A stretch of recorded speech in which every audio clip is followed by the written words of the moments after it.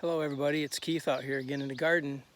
Going to talk about a real common problem today. It's called brown and yellow leaves on our tomatoes. It's going to look something like this right here.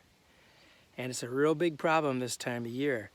Now, what I'm typically going to tell you is that what I do is I look at websites like Michigan State, Penn State, Minnesota, different colleges that do a lot of study with vegetables, and they have great advice about what's going on. And this is a recurring problem every year. There's a lot of possible reasons, but here in Michigan at least, and in a lot of places, one of the big problems is soil-borne disease that comes from the ground. So you want to get a couple things you can do. One is you want to get these right out of here. Just get them out of here, get them right out of your garden. You don't want them anywhere near the garden. Get rid of them somewhere else. The problem is, if you look at the plant here, that if the leaves touch the ground or close to the ground, they'll get splashed from when you water, or they just simply get some of the disease from the ground, if that is the problem, and often it is our problem here. So you might say that this plant, I've got it thinned out pretty good. I might take a pair of pruners and cut some of these limbs off a little bit. If I look at this limb right here, I'm going to cut it off a bit because I don't want these greens touching the ground. And even like over here, I don't want things touching the ground because that's more likely to spread the disease. And again, I use some pruners. Sometimes I pick them off by hand, but I've got to be really careful not to touch the other parts of the plant, because if I do, I could spread the disease just on my hands or on my pruners. So I want to sanitize everything when I maybe make a cut a second time or touch something a second time.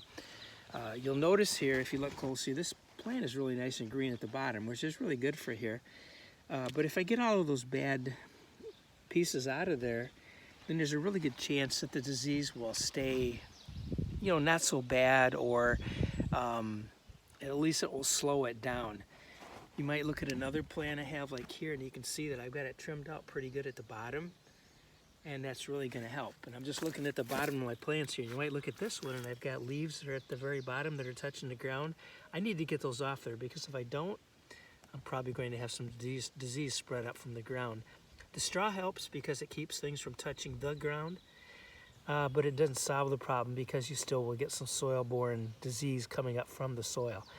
That's a pretty likely problem, not a guarantee, not a total guarantee that that's what's happening, but it's pretty likely in our environment, especially in this hot, dry weather.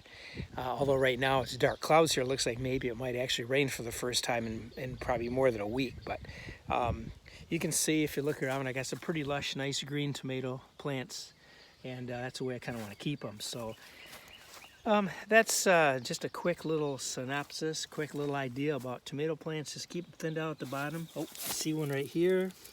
Say yellow leaf. Need to get this out of here. There it is right there, yellow and black, or yellow and brown, I should say. And now I've pretty much got everything out of there. So till next time, we'll see you soon, and make sure you prune up the bottom of those tomatoes. Bye.